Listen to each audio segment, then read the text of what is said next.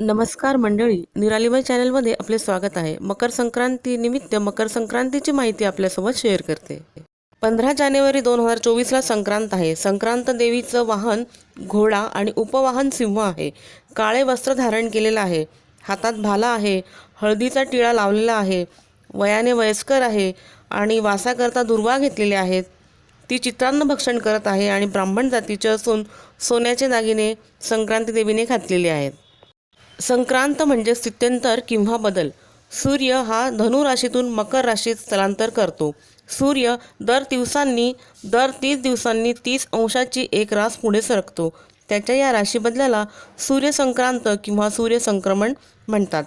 सूर्य हा वर्षभरात 12 राशीमध्ये भ्रमण करतो. तर वर्षभरात 12 संक्रांती येतात, पण सर्वात महत्त्वाची मकर संक्रांत आहे. संक्रांतीच्या आदल्या दिवसाला भोगी असे म्हणतात. तर भोगीला सूर्य धनु राशीत असतो. संक्रांतीला तो धनु राशीतून मकर राशीत येतो. संक्रांती सणाच्या आदल्या दिवसाला भोगी येते, त्याला भोगी सण असे म्हणतात. तर आज भोगी आहे, तर आज केलेल्या स्वयंपाकाचा देवाला नैवेद्य दाखवून मग तो उपभोगला जातो. भोगीच्या दिवशी बाजरीची भाकरी, तीळ लावून केलेली बाजरीची भाकरी, खरडा, तसेच याची बाजरीची खिचडीसुद्धा केली जाते. आणि शेंगा, हरभरे, बोरं, पावटा, वाटाणे, ऊसाचे पेरकांड्याचे तुकडे करून अशी मिक्स केलेली भाजी, त्याला खेंगाट भाजी किंवा भोगीची भाजी अशी मिक्स भाजी करून तीसुद्धा खाल्ली जाते. भोगीच्या दिवशी स्त्रिया डोक्यावरून न्हातात. पौष महिन्यात येणारा हा एकमेव सण म्हणजे संक्रांत हा धार्मिक, सामाजिक आणि नैसर्गिकदृष्ट्यासुद्धा महत्त्वाचा सण आहे. संक्रमण म्हणजे ओलांडून जाणे असा देखील एक अर्थ आहे. तर मकर नावाच्या राशीत सूर्याचा प्रवेश होणे याला मकर संक्रमण असे देखील म्हणतात. संक्रांतीच्या दिवसापासून सूर्य उत्तरेकडे जाऊ लागतो. सूर्याच्या या गमनास उत्तरायण असे म्हणतात.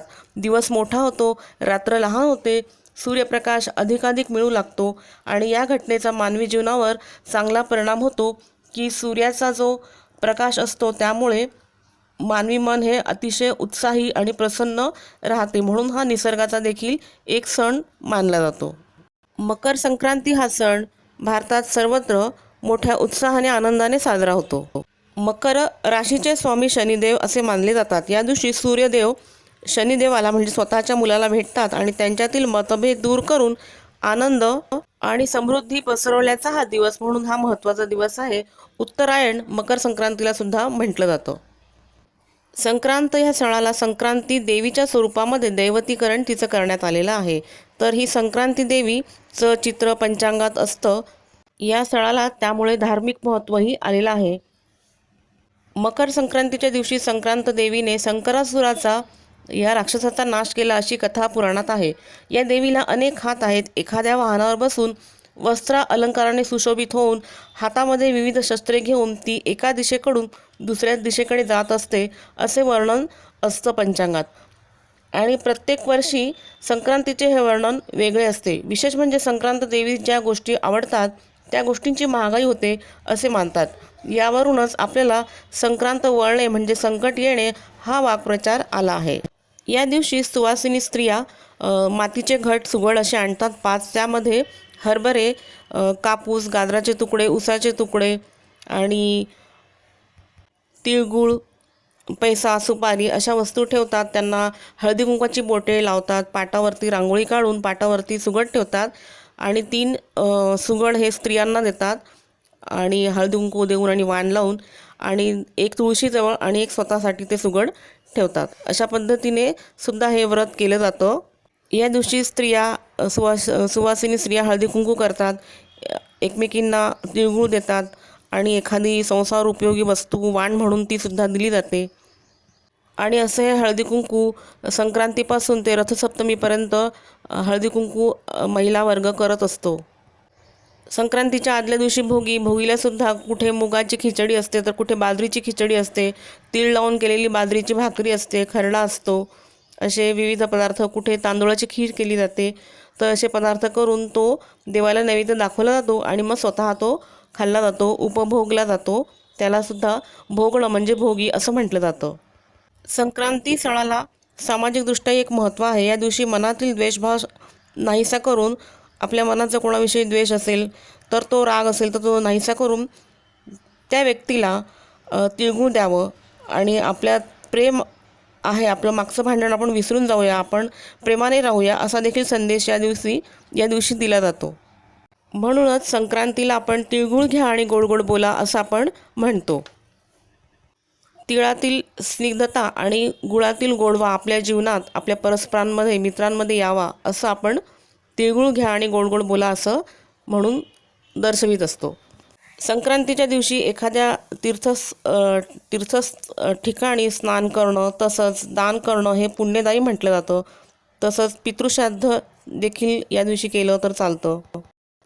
या दिवशी गंगामाता ही कपिल मुनीच्या आश्रमातून भगीरथाच्या मागे जात समुद्राला भेटली होती अशी लोकधारणा आहे, म्हणून गंगा स्नानाला देखील विशेष महत्त्व आहे. या दिवशी उत्तरेमध्ये प्रयाग, गंगासागर येथे स्नानासाठी प्रचंड गर्दी असते.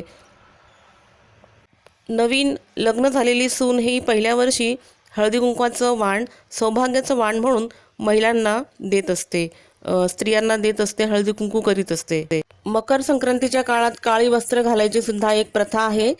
तर हिवाळ्यामध्ये हिवाळा असतो, उष्णता शोषून घ्यावी हा त्याचा अर्थ असू शकतो, कारण काळा रंग हा उष्णता शोषून घेतो आणि तो इतर काळामध्ये काळा रंग त्याचे कपडे परिधान करणं हे निषिद्ध मानलं जातं. आपली परंपरा ती मानत नाही.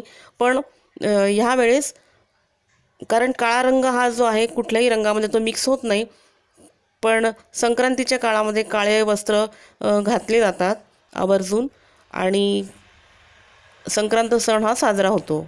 आपण असं म्हणू शकतो की भारतीय संस्कृतीमध्ये जसं पशु पक्षी प्राणी यांना महत्त्व आहे तसं रंगालाही आहे, कारण काळा रंग हा इतर वेळेस आपण न घालता यावेळेसच तो घालतो आणि त्याला सुद्धा आपण एक प्रकारचा मान देतो. मकर संक्रांतीच्या या सणाला घरात आलेल्या नव्या सुनेला हलव्याचे दागिने घातले जातात. जावेला सुद्धा तिळगुळ, हलव्याचे दागिने, आहेर दिला जातो, त्याचं सुद्धा कौतुक केलं जातं.